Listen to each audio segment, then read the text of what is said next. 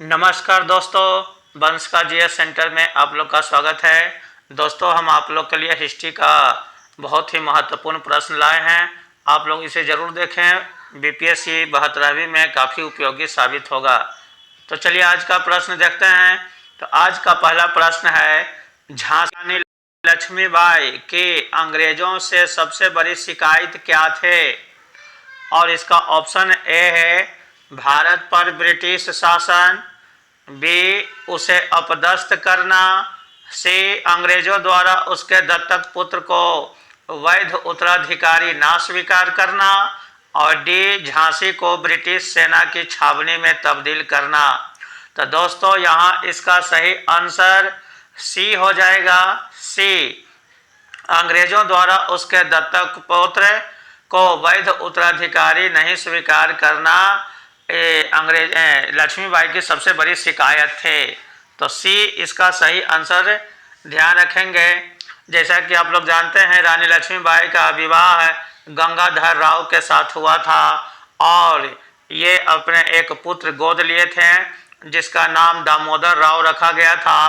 और अंग्रेजों द्वारा 1853 ईस्वी में हड़प ने डलहौजी के हड़प नीति के कारण झांसी को अंग्रेजी साम्राज्य में मिला दिया गया और दामोदर राव को वैध उत्तराधिकारी का पद नहीं दिया गया, जिसके कारण लक्ष्मीबाई अंग्रेजों से काफ़ी नाराज थे और 1857 के विद्रोह में वह शामिल हो जाती है। तो यहाँ इसका सही आंसर सी हो जाएगा, ध्यान रखिएगा। अगला प्रश्न है, 1857 के विद्रोह का वह कौन नेता था जिसने अपने मृत्यु दंड के समय फांसी के फंदा अपने हाथों से अपने गले में डाला और पैरों को बिना डगमगाए फांसी के तख्ते पर चढ़ गया? और इसका ऑप्शन है ए मौलवी अहमदुल्ला, बी शहजादा फिरोज बख्त, सी कुंवर सिंह और डी तात्या टोपे। तो दोस्तों, यहाँ इसका सही आंसर डी हो जाएगा, तात्या टोपे। तात्या टोपे शुरुआत में नाना साहेब के साथ 1857 के विद्रोह में लड़े थे, भाग लिए थे, लेकिन नाना साहेब के नेपाल चले जाने के बाद यह लक्ष्मीबाई के साथ फिर युद्ध में शामिल हो जाते हैं। लक्ष्मीबाई भी बाद में शहीद हो जाती है। तो उसके बाद तात्या टोपे जंगलों में चले जाते हैं और उनके अपने ही करीबी दोस्त की धोखाबाजी के कारण तात्या टोपे को गिरफ्तार कर लिया जाता है और उनको फांसी की सज़ा सुनाई जाती है। तो ये फांसी से जरा भी नहीं डगमगाए और फांसी के फंदा को अपने हाथों से अपने गले में डाले थे। तो यहाँ इसका सही आंसर तात्या टोपे, ध्यान रखेंगे। चलिए अगला प्रश्न है, 1844 और 45 का गडकरी विद्रोह किनके विरुद्ध था? और इसका ऑप्शन है ए साहूकारों के विरुद्ध, बी अंग्रेजी सरकार, सी उपर्युक्त बी और सी दोनों, और डी कोल्हापुर के महाराज। तो दोस्तों, यहाँ इसका सही आंसर सी हो जाएगा, सी साहूकारों और अंग्रेजी सरकारों के विरोध है। 1844 और 1845 का गडकरी विद्रोह अंग्रेजी सरकार के भी विरुद्ध था और साहूकारों के विरुद्ध था। जैसा कि जानते हैं कि साहूकार, महाजन, जमींदार ये सब अंग्रेजों के पिट्ठू थे और अंग्रेजों का ही साथ देते थे और भारतीयों का शोषण करते थे। इसलिए ज़्यादातर विद्रोह अंग्रेजी सरकार, साहूकारों और महाजनों, जमींदारों के खिलाफ ही हुआ था। तो यहाँ इसका सही आंसर सी हो जाएगा। अगला प्रश्न है, नाना साहब की सबसे बड़ी व्यक्तिगत शिकायत जिसके कारण वह अंग्रेजों के कट्टर विरोधी हो गए और 1857 में विद्रोह का झंडा उठाया, वह क्या था? तो और इसका ऑप्शन है ए पेशवा की गद्दी के लिए उसका दावा समाप्त कर दिया गया था, बी अंग्रेजों ने उसे वह पेंशन अदा करने से इनकार कर दिया जो पहले उसके पिता पेशवा बाजीराव द्वितीय को दी जाते थे, सी अंग्रेजों ने यह घोषित करके उसे अपमानित किया कि वह बाजीराव द्वितीय का वास्तविक पुत्र नहीं है, और डी, अंग्रेजों ने उसे अपने पूर्वजों का महल छोड़ने और अपने अनुचरों को कम करने के लिए बाध्य किया। तो दोस्तों यहाँ इसका सही आंसर हो जाएगा, अंग्रेजों ने नाना साहब को वह पेंशन अदा करने से इनकार कर दिया जो उसके पिता पेशवा बाजीराव द्वितीय को दी जाती थी। तो सही आंसर बी हो जाएगा, बी यहाँ इसका सही आंसर होगा। इसका सही आंसर बी ध्यान रखेंगे, अंग्रेजों ने नाना साहब को वह पेंशन अदा करने से इनकार कर दिया था जो उसके पिता बाजीराव द्वितीय को दी जाती थे। जैसा कि जानते हैं कि तृतीय आंग्ल मराठा युद्ध के बाद बाजीराव द्वितीय को पूना से हटाकर कानपुर के बिठूर में रहने के लिए प्रेरित किया जाता है और 8 लाख वार्षिक पेंशन इनको दिए जाने का फैसला किया जाता है। लेकिन जब बाजीराव द्वितीय की मृत्यु हो जाती है तो इनका एक दत्तक पुत्र जिसे नाना साहब कहा जाता था थे, अंग्रेजों ने नाना साहब को 8 लाख वार्षिक पेंशन देने से भी इनकार कर दिया। इसी के कारण ये अंग्रेजों से नाराज थे और 1857 के विद्रोह में अंग्रेजों के खिलाफ झंडा उठा लिए और काफ़ी विद्रोह किए थे। अंत में ये नेपाल चले जाते हैं। तो इस प्रकार यहाँ इसका सही आंसर बी याद रखिएगा, बी ध्यान रखेंगे। अगला प्रश्न है, निम्नलिखित में से कौन सा ऐसा एक देशी राज्य था जिसे डलहौजी ने उसके राज्य के विलय या पेंशनों से वंचित नहीं किया? और इसका ऑप्शन है ए सतारा, बी नागपुर, सी ग्वालियर और डी मैसूर। तो दोस्तों यहाँ इसका सही आंसर सी ग्वालियर हो जाएगा। ग्वालियर के राजा को डलहौजी ने उसके राज्य के विलय और उसके पेंशनों से वंचित नहीं किया था और न ही उसके राज्य को अपने अंग्रेजी साम्राज्य में मिलाया था, क्योंकि ग्वालियर के जो राजा थे वह अंग्रेजों के फेवरेबल थे, अंग्रेजों के पक्ष में कार्य करते थे। जब झांसी की रानी झांसी से भागकर ग्वालियर पहुंचे थे तो ग्वालियर के राजा इनका झांसी को यानी लक्ष्मीबाई को साथ देने से साफ इनकार कर देता है, लेकिन ग्वालियर के सैनिक लक्ष्मीबाई का साथ देता है और ग्वालियर के राजा भागकर अंग्रेजों के शरण में चले जाते हैं। तो ये शुरू से ही अंग्रेजों के फेवरेबल थे, इसलिए डलहौजी ने इनके राज्यों को नहीं मिलाया था और पेंशन से भी वंचित नहीं किया था। तो इसका सही आंसर सी याद रखिएगा। चलिए अगला प्रश्न है, ब्रिटिश सरकार के निम्नलिखित में से किस कार्य से मौलवियों के मन में कटुता पैदा हुई और वह ब्रिटिश शासन के विरोधी हो गए हैं या थे?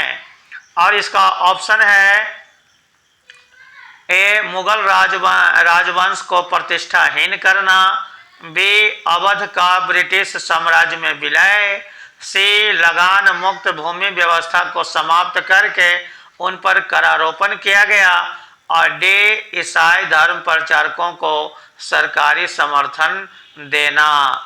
तो दोस्तों यहाँ प्रश्न कर रहा है कि मौलवियों के मन में अंग्रेजों के खिलाफ कटुता पैदा होने का मुख्य कारण क्या था? तो यहाँ देखिए प्रश्न के अनुसार इसका सही आंसर सी हो जाएगा। प्रश्न के अनुसार सही आंसर सी हो जाएगा, सी। लगान मुक्त भूमि व्यवस्था को समाप्त करके उस पर करारोपण किया गया और इसी के कारण मौलवियों के मन में कटुता पैदा हुई थे। तो यहाँ इसका सही आंसर सी ध्यान रखेंगे। अगला प्रश्न है लॉर्ड डलहौजी ने निम्नलिखित में से किस कार्य के द्वारा मुगल सम्राट बहादुर शाह द्वितीय को के बची खुची प्रतिष्ठा को भी समाप्त कर दिया? और इसका ऑप्शन है ए उसकी पेंशन कम कर दी गई, बी उसे अपने अंगरक्षकों को शस्त्रहीन करने के लिए बाध्य किया गया, सी उसके शाही पद को समाप्त कर दिया गया और डी उसे लाल किला खाली करने और अपेक्षाकृत साधारण स्थान पर चले जाने के लिए कहा गया। तो दोस्तों प्रश्न कह रहा है कि बहादुर शाह द्वितीय की बची खुची प्रतिष्ठा को समाप्त किया गया लाल डलहौजी के द्वारा, और वह क्या था? तो ये था, इसका सही आंसर यहाँ डी हो जाएगा। डी यहाँ इसका सही आंसर हो जाएगा। बहादुर शाह जफर, जिसे बहादुर शाह द्वितीय भी कहा जाता है, उसे लाल किला खाली करने और अपेक्षाकृत साधारण स्थान पर चले जाने के लिए कहा गया था। और ये इस प्रकार से अंग्रेजों के द्वारा बहादुर शाह का ये काफ़ी बेइज्जती था, एक प्रकार से बेइज्जती किया गया था। इतने महान मुगल बादशाह लोग थे, जिसका एक समय तूती बोलाता था, पूरे देश के एकता का प्रतीक माना जाता था, और उस मुगल बादशाह को अंग्रेजों के द्वारा इतना अपमानित किया गया। तो यहाँ इसका सही आंसर डी हो जाएगा। बहादुर शाह द्वितीय 1857 के विद्रोह में भाग लेते हैं, और लेकिन बाद में दिल्ली पर अंग्रेजों का कब्जा हो जाने के कारण बहादुर शाह द्वितीय यानी बहादुर शाह जफर को गिरफ्तार करके रंगून भेज दिया जाता है, और वहीं पर इनकी मृत्यु हो जाती है। तो यहाँ प्रश्न के अनुसार यहाँ डी आंसर होगा। डी ध्यान रखिएगा, लाल किला खाली करने के लिए कहा गया था। अगला प्रश्न है, यद्यपि ब्रिटिश शासन के विरोध असंतोष सर्वव्यापी था, परंतु भारत के कुछ वर्गों के मध्य यह ब्रिटिश विरोधी भावना देश के शेष भागों की तुलना में कहीं अधिक उग्र थे। इस अंतर का क्या मुख्य कारण था? दोस्तों प्रश्न कह रहा है कि ब्रिटिश शासन के विरुद्ध असंतोष सर्वव्यापी था, यानी सभी जगह था, परंतु भारत के कुछ वर्गों के मध्य ये ब्रिटिश विरोधी भावना देश के अन्य भागों की तुलना में अधिक था। इस अंतर का क्या कारण था? यानी कुछ लोगों में ज़्यादा विरोधी भावना था, कुछ में कम। इस अंतर का कारण क्या था? और इसका ऑप्शन है ए, लोगों के प्रगति के स्थितियों में अंतर के कारण। बी, ब्रिटिश शासन के द्वारा स्थानीय जनता के साथ व्यवहार में अंतर। सी, भू राजस्व प्रशासन के स्वरूप में परिवर्तन। और डी, स्थानीय प्रशासन का स्वरूप एवं व्यवहार। तो दोस्तों यहाँ इसका सही आंसर हो जाएगा भू राजस्व प्रशासन के स्वरूप में परिवर्तन।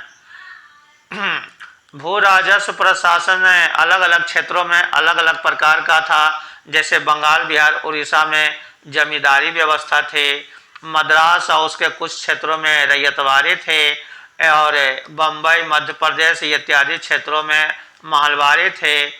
और इसी कारण से कुछ भागों में अंग्रेजों के खिलाफ ज़्यादा विद्रोह हो रहा था, कुछ भागों में कम हो रहा था। तो यहाँ इसका सही आंसर सी, ध्यान रखिएगा, सी।